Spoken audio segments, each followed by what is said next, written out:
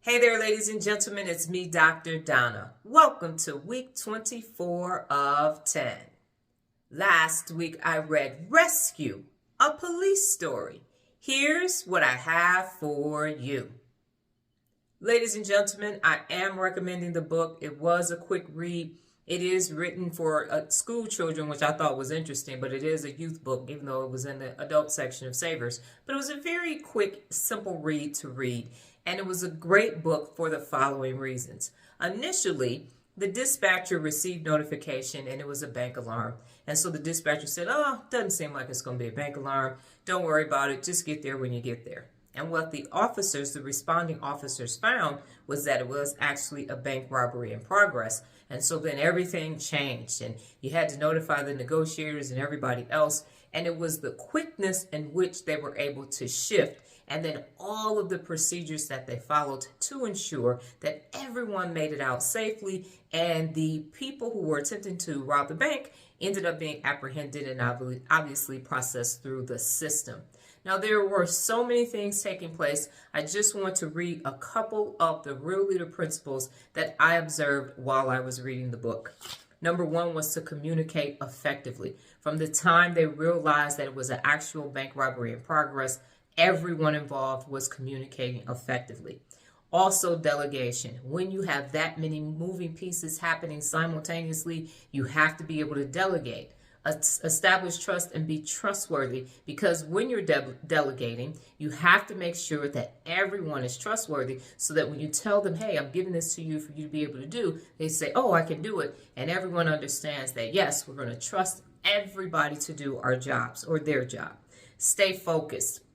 When there is a high tension situations like that, you definitely have to stay focused. You have to understand the task at hand. Get everybody out safely and apprehend the assailants. That's what you have to do.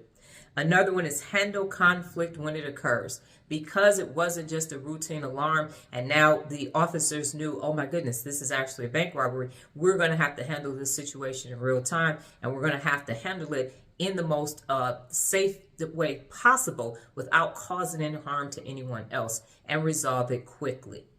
The next one is be the best. Be the best at your job. Because everybody was at the top of their game, they were easily able to do what they needed to do. They didn't have anybody that was unaccountable, obviously besides the people trying to rob the bank, but everybody else was doing their part. And as a result, when you are the best, you are going to have the best outcome. And then ask questions. Yes, you have to ask questions. The negotiators had to ask questions. What is it that you want? What is it that you need, so that you can keep everything at the lowest, calmest possible level, and then get everybody out safely? That was the objective. Help others. Obviously, that was the role of the police officers, to help the people that were working at the bank, to make sure that everybody got out. So when you are helping others, you also end up with the best outcome.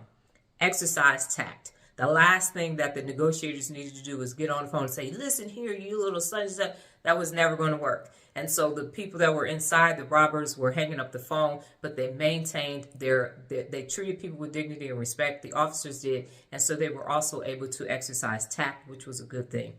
Leverage the experts. When you have to call in special reaction teams or SWAT teams, you have to leverage your experts, because a normal police officer responding is not going to have the same skill set as a specialized police officer. And so leverage all of your experts in any situation, and you're always going to get the best outcome. And then be technically competent. So everybody that responded was technically competent, and that made a very difficult situation less challenging, because everybody knew their role. And then finally, carry only what you need. When you are in that situation and you are a special reaction team or SWAT responder, you have to carry what you need, and everybody has to know which piece of equipment they're going to use when. And when you do all of that, you end up making sure that everything works to everybody's advantage. And that was the beauty of the book. It was well written. They had examples. They used actual police officers. And I think that the author did an amazing job with such something that could have been like, "Oh my goodness, it's bank robbery." But it was very informative on all of the police procedures and processes, as well as what the bank needed to do when you have to come across someone that's that's attempting to rob the bank. So overall, it was a very good book. And as I mentioned, it was a quick read. And yes, I am recommending this book because it had so many principles of real leadership in it. 2 thumbs up. Kudos to the author. It was really good. Last week's next cycle, I started using the AI learning component in Khan Academy. So I'm seeking to understand first. I keep hearing about it, AI. So finally, I've had the time to be able to go through all of the modules. Well, I've started going through. There are a lot of modules. But I started going through the AI modules so that I can understand the benefits, the pros and the cons. Because I just keep saying the meta AI, use AI, and all these other things. And so I'm doing the research now so that I completely understand the benefits to it, how it can be used, if I can use it and apply it to the things that I'm doing. And again, what are the pros and what are the cons to it? So I started that next cycle. It will continue because, like I said, there were a lot of lessons in there, but now I'm getting to understand what it is. And the part that resonated with me, and I'm looking at my notes, is the machine learning aspect. So instead of having to recode the machine is using the data to update itself naturally.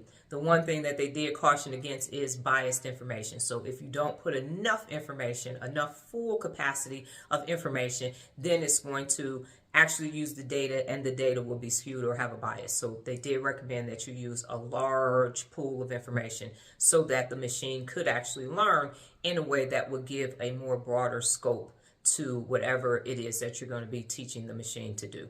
So that is a learning in progress, and I am glad that I finally was able to start this next cycle.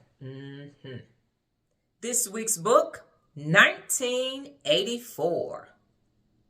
Well, that's my time, ladies and gentlemen. But before I get out of here, just remember the tenacity of 10.